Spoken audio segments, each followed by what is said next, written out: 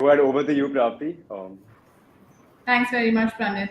Hi, Deepti. I'm so excited to be able to do this session with you. I've actually used both jivansathi.com and coffee mugs. So this is almost like going behind the scenes and having a conversation with the brains behind the product that I've used and used quite intimately. Actually, coffee mug, I'm yet to I think reap full benefits of it as I've just joined the platform last week, but I'm super excited for this. Thank you so much for joining us for the session. We really appreciate it. Thank you so much, Prapti. Very, very kind words. And I love it when I see happy users. So Deepti, if we could just like have a very quick introduction from you, right? I'm sure our audience already knows so much about these products that millions of people in India have already used, especially your earlier ones. But if we could hear in your own words a little bit about yourself and your journey, and then we can get started a bit on some of the deeper questions we have today. Sure, Prapti. So I'm ancient. I passed out of IIM Ahmedabad 1991. Started my career with Titan. Due to certain family reasons, had to move back to Delhi, and I joined what was then Beecham's Horlicks. And in 2 years, I figured while the work was good, you were like a tiny cog in one big wheel, right? Big wheel, and you were doing these Katori Chammach promotions, right? And I figured this is something I didn't want. And I think it was late 90s is when one figured that I want something more than that, and I want to do something of my own. Unheard of at that time. Nobody knew what a startup was all about. My own mother thought, I'd been kicked out of my job, and she tried to tell people to reason with me. But that's how Jeevan Sathi started. Okay, knew nothing about either coding or online or anything, and we were bootstrapped. Obviously, we had no money. But somewhere there was a foolish confidence or whatever you call it that kuch to ban jayega, something we'll do. Started as a hobby and didn't even realize when it became something big, because it just seemed a very, very interesting problem to solve, and nobody used technology to solve problems those days. And that's why we did it. Had seen Naukri's success, and hence the next natural step to me seemed matrimony. As simple as that Naukri lag gayi, to then people will want to, if Naukri ke liye solution is, so for marriage. And was a fun-filled journey of 7 years. And then the larger players came, who spent equal to about what I spent in 3 months, they spent in a day, and we realized it needed money to grow and sustain. That's when it was acquired by InfoEdge, the Naukri.com group. Post that, all I knew was to scale, you need money. And that started a 10-year journey with building magicbricks.com for the Times Group. Fun-filled 10 years. Small projects after that, and then Coffee Mug. So I'm just not the corporate types, I guess. Well, that's great for us and for the rest of India, I suppose, that every once in a while people come along who absolutely have to do something on their own, and they end up creating products that everyone uses.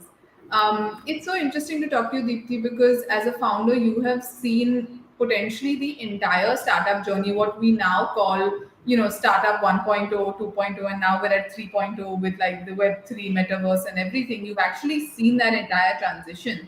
And it's so interesting that some of the things that continue to endure, especially in the context of the products you have created, is connections between people.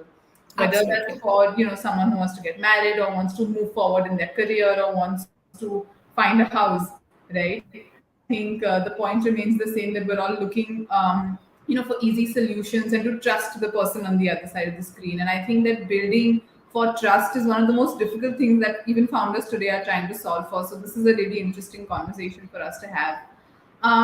So Jeevan Sathi was built at a time when, like you have also said, the internet was really nascent. Nobody really knew what was going on, if it could be used for something productive.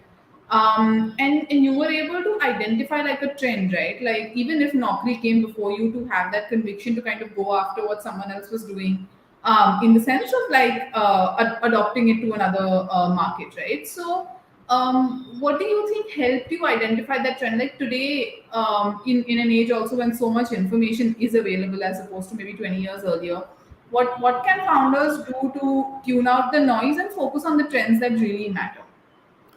So, the way I look at it is, I think be very early on in the cycle, which also means you have to have a lot of belief because everybody around you thinks that what you're talking is not going to happen. Like I said, it was as simple as that, and it wasn't that Naukri was a big giant, right? They possibly got their first funding, but you could see it being successful. And what was a problem which was as big, right? A problem which had scale, where you could build something which could be used by a large number of people. At that time, I didn't think in millions and crores, but that was a thought. And the next natural, honestly, the next genuine step was matrimony. And the thing that propelled me to do it was that there wasn't a solution which existed in India. And in US, you had, that was not the Tinder era, but the Match.com era. And you had Match.com and all, which was doing well. And so there was a confidence that if you do this, someone somewhere will use and, it'll kind of start something. Always knew that early in the cycle, it's going to be an early adopter, right? And you knew that NRI marriages, right? I think one of the earliest adopters of the matrimonial sites in India were the NRIs, and a lot of the earlier features of the products were built specifically around that. And over a period of time, I think over the next 3 to 4 years is where you started going to the Indian cities. So it was large problem, and a parallel something somewhere using that technology but not solving this problem, and that's the same, and nothing existing in India for that. Right, right. So that makes sense. So like a whole lot of conviction, the understanding of what does exist in the market versus what does not, and then logically what makes sense given people's lives more or less remain the same, whether that's 20 years ago, 40 years ago, or today. Absolutely. That's great. I think the simplest answers are often the most useful ones. Um, again, given that you have, as a founder, seen, I think, a whole bunch of ups and downs now, a few economic cycles going up and down, a couple of different shakeups in the world economy, we are in the midst of a very clear funding window, right? So, what would your advice be? From the perspective of someone who's seen this happen a lot of times, I think maybe first-time founders currently would be like very, very stressed out. So what would your advice be to founders like that? So I think capital always needs to be very, very dear to you. Okay. And work tight. You are a startup. Don't forget. So, what a large company will do with 5 people, you jolly will do it with two and two smaller ones. So, never forget that for you, capital will be tight. What is there today may not be there tomorrow. Ensure you have an 18 months runway, come what may. If you don't have an 18 months runway and you're operating with the 3 to 4 months runway, you're not going to be able to do anything right. And so for that, prioritize. Now, if I'm saying that use limited part of what you have, prioritize. Please figure out of the 10 things, what are the 3 which must be done, and do just those. Then you can manage with that capital. And contrary to many people who think that first think scale, then think revenue, I'm a believer that do keep your eyes on revenue, because figure from the beginning what you're building, how is it finally going to make money. Otherwise you're going to end up with something which may be great used by a large number of people, but finally it may not be a viable business proposition. So treat capital as dear, prioritize, try to keep maximum runway, and see if some revenue can be done, at least to at least your cash flow. That makes a lot of sense. I think focusing on business fundamentals has really come back into the picture after some crazy valuation and metrics in the last couple of years. So it's good to know that that kind of thought process endures multiple such cycles. So in terms of like a down cycle or a crash coming up right after starting up. That did happen around the time that Jeevan Sathi started as well, right? So specifically, Absolutely. what did you do in the company to be able to deal with it and ride the wave through, as we now know that you have? So, in fact, the down cycle came as soon as we started, right? So, there was this first bubble which was there, okay, which kind of tempted us to start. But just as we got going, came the downfall. I think it was that now you were in it, there is no out, and failing is not an option. And once you decide that failing is not an option, my belief is you will not fail. Back to the wall, you will run yourself in the tightest fashion and you will come up with solutions. The best solutions will not come in easy time. The best solutions will come when you have your back to the wall. So we knew we don't have money. We knew we'll have to do all the work ourselves. So it was literally there was one person in tech, and there was me figuring out. I learned right from, I knew nothing, right? So I learned the basics of HTML. I learned some basics of C++, so I could copy paste, run some code, something. But you kept it going because it was a funding winter. It was not a user winter. So you knew that if you got the user and you figure how to make them pay, you will see this through. And I think all the years of Jeevan Sathi finally ran. So we did obviously had to put in some money, but I think so. The first 1.5 years is when we, I think, put in money, and but we ran very, very tight, and we'd set ourselves a deadline for going paid. And so after that, funding didn't matter. Whatever we could, we never. You need to learn to live tight, Prapti. So because whatever we made went right back. Right, it wasn't that you could draw salaries and this and that. Obviously the team drew salaries, but you worked very, very tight, put everything back in the business, with the belief that, like I said, failing is not an option. Understood. And in terms of, specifically any business model or revenue model shift that you all made at Jeevan Sathi at that time, or was it just like an overall getting all resources together?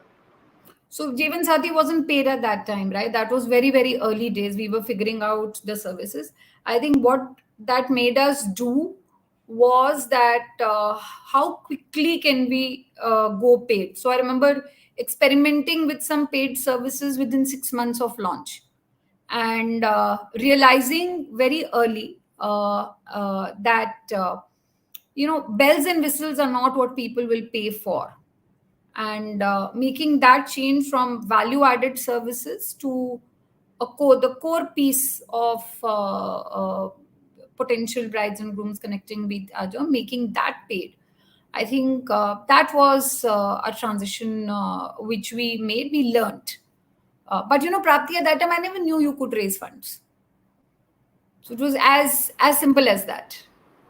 Yeah, essentially, like you said, back to the wall. You all knew you had to make money. It wasn't that we're going to go to a funder and raise funding, and that will take care of all of our problems. Nothing would have, we knew we will never shut it down, and we knew we didn't have that much money. So very simple, it had to pay for itself somehow. Understood. Understood. So Deepti, as a founder and as an investor, you have now been part of this ecosystem, right? And in 2020 and 2021, we've seen like that insane growth of whether that's the number of unicorns or the kind of funding that the startup world has seen in India. So what do you think accounted for that? Because I think we've seen a lot of analysis as to why this crash is now occurring, but not enough people are able to explain why we went so high in the first place. So what do you think was behind that? So I personally think, one, there was this tremendous increase in adoption. Okay, so whether it is digital payments, whether it is grocery, whether it is plain vanilla e-commerce, everything suddenly went digital. I don't think technology's been so much at the heart. of the entire economy as it was, as it became then.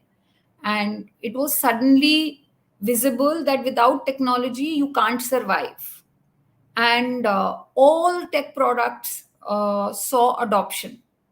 So to me, that was that was one big shift which happened.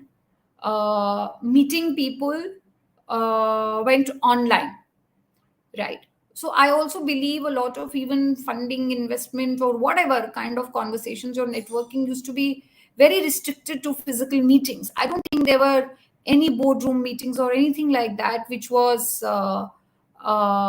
which was not physical, right? And suddenly so there was this, the window of opportunities opened, the window of givers opened, the window of users became big. People took, even though it was tough times, I think this was a time people decided, whatever I've not done till now and I want to do, I should do it now, because there may not be another time.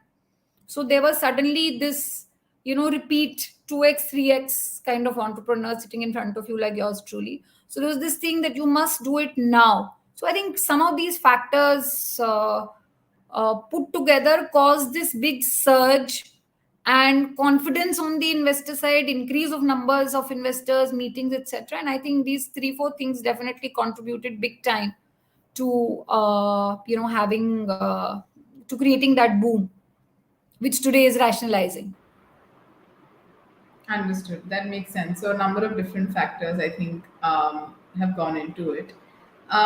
So Dipti, I understand that you have a hard stop, and this is a really exciting conversation that I could go on to have with you for a very long time. But I'm just glad to have had this opportunity to, be able to ask you these questions and have this lovely audience here with us, who I'm sure has also benefited from this. So thank you very much for your time. We really appreciate it. Thank you, Prapti. Thank you so much. Thank you. Thanks, guys. Thanks. Thank you so much, Ms. Tandon. Thank you so much, Ms. Patel.